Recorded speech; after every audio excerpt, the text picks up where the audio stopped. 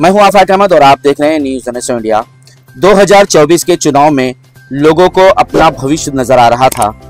कहीं पर संविधान की बात हो रही थी तो कहीं पर महंगाई बेरोजगारी पर बात हो रही थी, कहीं पर मुगल मटन और मंगलसूत्र की बात हो रही थी तो कहीं पर लोगों को डराया जा रहा था, तो कहीं पर लोगों को वोटों की अहमियत बताई जा रही थी। एक तरफ गोदी मीडिया का मुजरा हो रहा था और दूसरी तरफ यूट्यूबर इन पर हावी हो रहे थे। हिंदू मुस्लिम का खेल कुछ इस तरह खेला गया कि मुसलमान एक प्लेटफॉर्म पर आ गए। मुस्लिम कौम ने देश भर के कोने कोने से इंडिया अलायंस को वोट किया और मराठी मुस्लिम वाला फैक्ट महाराष्ट्र में भी दिखाई दिया, जिसकी वजह से असली और नकली की पहचान हो सकी।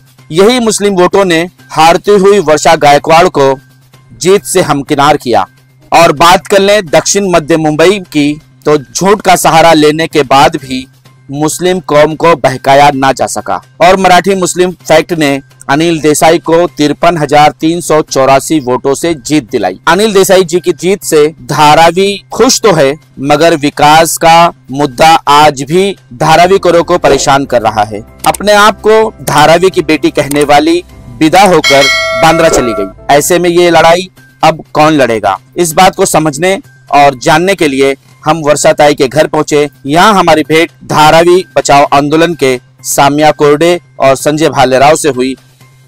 जिस तरह से धारावी बचाओ आंदोलन जो है वो काम कर रही है, इसको लेकर अगर हम आपसे पूछें कि आप लोगों को वर्गला रहे हैं, लोगों को बहका रहे हैं, उनका विकास नहीं होने दे रहे हैं, तो क्या कहेंगे आप इस पर?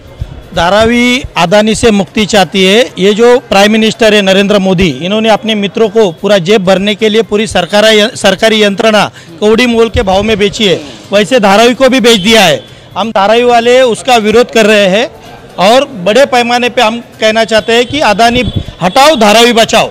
और जो सर्वे चल रहा है वो प्राइवेट सर्वे चल रहा है, उस प्राइवेट सर्वे का हम धिक्कार करते हैं। माननीय खासदार वर्षा गायकवाड़ इन्होंने भी यही कहा है कि जो सर्वे है वो प्राइवेट चल रहा है, सरकारी सर्वे रहेगा तो सरकारी यंत्रणा के पास हम जा सकते हैं, हम झगड़ा कर सकते हैं। हमारे मकान धारावी करो की एक ही मांग है कि धारावी का विकास होना चाहिए, लेकिन वो धारावी में होना चाहिए, धारावी के बाहर नहीं होना चाहिए। जो 600 एकड़ की जमीन डेवलप करने के लिए उन्होंने 1250 एकड़ अदानी को जो फ्री खैरात में दिया है, हम उसका पुरजोर विरोध करते हैं। और आने वाले समय में हो सकता है यह आंदोलन और तेज होएगा। यदि सरकार अभी भी नहीं जाग गई तो महाराष्ट्र की सरकार का भी उलटना तय है।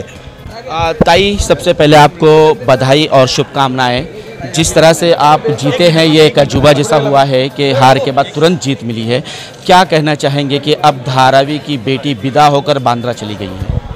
ऐसे बेटी जाती नहीं है ना, अपना घर है वो तो अपना घर है, और साथ में एक जिम्मेदारी और आई है।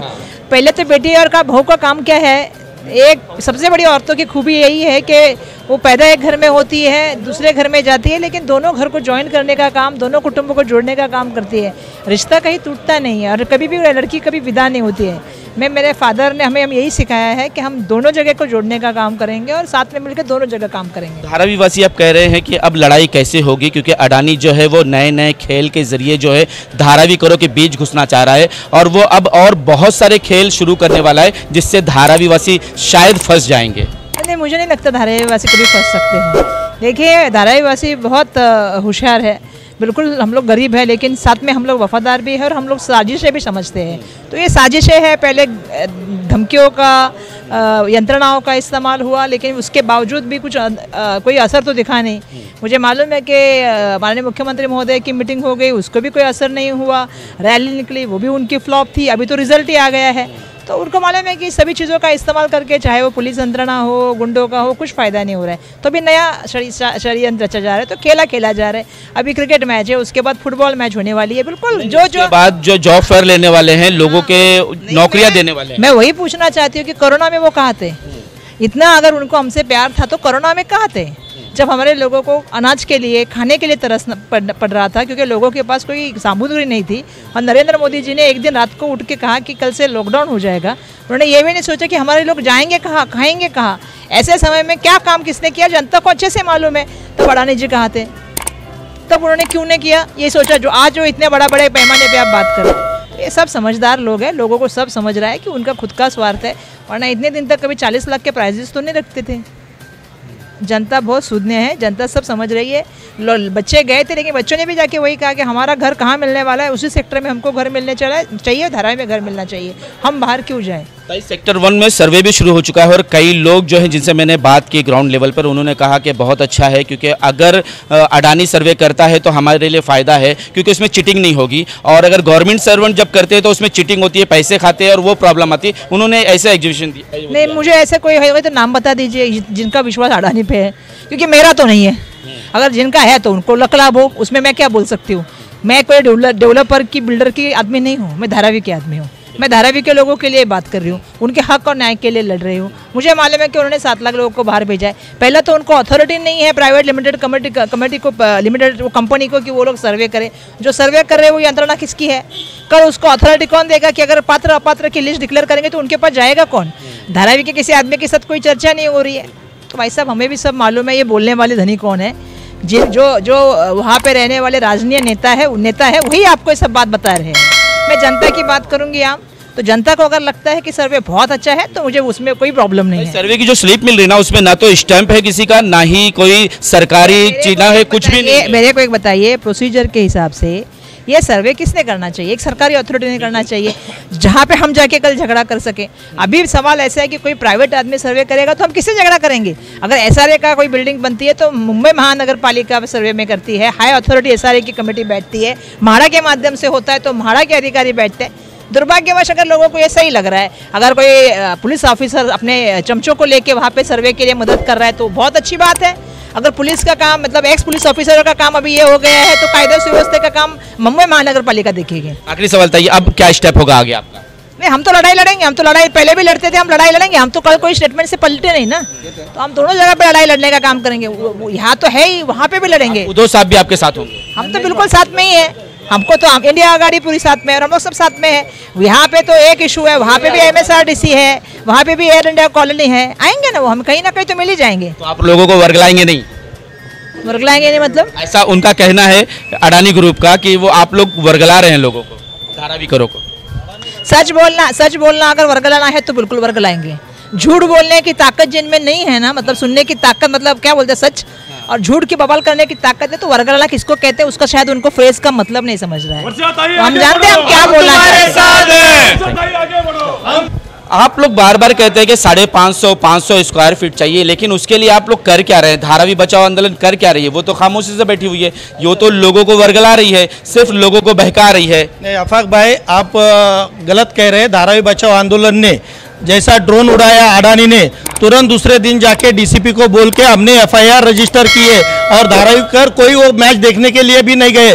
धारावी लोग उसका पुरजोर विरोध कर रहे, अडानी का विरोध कर रहे, उसके खेले में हम लोग नहीं आ रहे हैं। खेल के आगे अलग खेल चल रहा है, ये मैं आपके माध्यम से कहना चाहता हूँ। धारावी कर होशियार है, वो अडानी के चंगुल में फंसने वाले हैं नहीं। अगर आप ये कहेंगे कि उनके खेल में धारावीकर नहीं गए, तो आपके भी खेल में तो धारावीकर नहीं आ रहे हैं। ऐसा है, धारावीकरों ने ये रिजल्ट देके उनको दिखा दिया है, उनको अभी दिखा दिया है। यदि आपने अपना खेला बंद नहीं किया तो महाराष्ट्र सरकार भी उलझ जाएगी। हम आपके माध्यम से बताना चाहते, धारावीकरों ने 79,000 वोटों से अनिल देसाई को लीड दी है और बाकी आप वडाला और उधर से उनको लीड मिली है। लेकिन धारावी ऐसा क्षेत्र है, उन्होंने अडानी के जुल्म के खिलाफ और सरकार के जुल्म के खिलाफ आवाज़ उठा के भारी संख्या से अनिल देसाई जी को चुनकर दिया है। ये धारावीकर का ये काम है कि सही वक्त पे सही टोला मारना। अनिल देसाई की जीत क्या धारावीकरों की जीत है? क्या अब विकास बदल जाएगा? क्या अब अडानी हट जाएगा? सबसे पहले तो सारे देशवासियों को, धारावी वासियों को और मुंबई वासियों को जो ये माहौल है देश का, उसकी बहुत बहुत बधाई, क्योंकि पहली बार इस देश में ऐसा हुआ है कि जो जीत के आ रहे हैं, आ गए हैं, जो सरकार बना रहे हैं, उनके मुंह गिरे हुए हैं, लेकिन जो संख्या में लोग हारे हुए हैं वो कल सड़क पे आके जोश मना रहे थे, उनके चेहरे खिल गए थे। तो उसी तरीके से मुंबई के धारावी की जीत और अनिल देसाई की जीत धारावी वासियों की जीत है, क्योंकि पूरे मुंबई शहर के अंदर जब ये मुद्दा आया तब उद्धव ठाकरे जी के नेतृत्व में धारावी के मुद्दे के ऊपर एक बहुत बड़ा आंदोलन हुआ। और जब अनिल देसाई जी मुंबई दक्षिण के लिए कैंपेन कर रहे थे, तब इस कैंपेन का एक सेंट्रल इशू धारावी का इशू था। इस इशू को बार बार वो दोहरा रहे थे और इस इशू को देखते हुए ये पूरे मुंबई के इलेक्शन का सेंटर इशू बन चुका था, क्योंकि धारावी की ज़मीन है 600 एकड़ और इसको लेके मुंबई के 1200 एकड़ लैंड एक्वायर की जा रही है। ऐसी राजनीति हो रही है और मुंबई के जो तमाम झोपड़ी में रहने वाले झुग्गीवासी हैं, उन्होंने भाजपा और ये जो पूंजीवादी लोग हैं, ये गरीब के खिलाफ है, ये पहचान के इन्होंने वोट किया है। तो सिर्फ धारावी के नहीं बल्कि पूरे मुंबई के जो वोट है वो उन्होंने ये दिखाने के लिए किए हैं कि हमारी लड़ाई जो है, जो हमने कहा कि धन शक्ति विरुद्ध जनशक्ति है, वो उन्होंने दिखा के दिया और धारावी में से सबसे ज़्यादा लीड मिला है। दूसरी बात, आप कह रहे थे कि आंदोलन क्या लोगों को बहकाने की बात कर रहा है, तो लोग अपनी लड़ाई लड़ते हैं। लोग सिर्फ सवाल पूछते हैं क्यों, और उनका क्यों का जवाब जब उन्हें मिलता है तब वो अपनी लड़ाई लड़ते हैं। और जब लोग लड़ाई में रहते हैं तभी आंदोलन बन पाता है। आंदोलन किसी को बहकाने के लिए नहीं रहता। तो जनता ने वोट के माध्यम से दिखा के तो दिया ही है कि 6 में से सबसे ज़्यादा लीड देने वाली धारावी है। ये गुस्सा अडानी के खिलाफ का था, ये गुस्सा एक तानाशाही सरकार के खिलाफ था और बीजेपी 250 का भी आंकड़ा पार नहीं कर पाई है।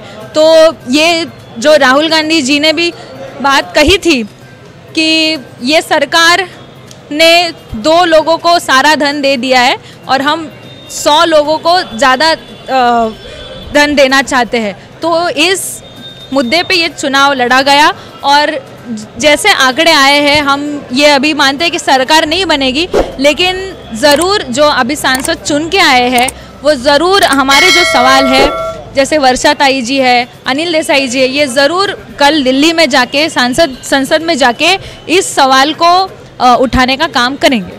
खबरें बहुत सारी उछल रही है, बहुत सारी बातें आ रही है। इसमें ये भी आ रही है कि अब शिवसेना से विलय हो जाएगा, दोनों मिल जाएंगे आपस में। अगर इस तरह से अगर मैं कहता हूँ उद्धव साहब अगर मिल गए आगे जाकर तो क्या होगा? ऐसा है कि जो गद्दार लोग थे उनको रास्ता दिखा दिया है और जिस तरह से राहुल शेवालिनी जी ने उद्धव साहब से गद्दारी की थी, तो गद्दारी का फल उनको तो दे चुका है। अभी गद्दार एक होंगे, उनकी पार्टी तोड़ी गई, उनका सिंबल तोड़ा गया, ये असली नकली का खेलने का नाटक कर दिया।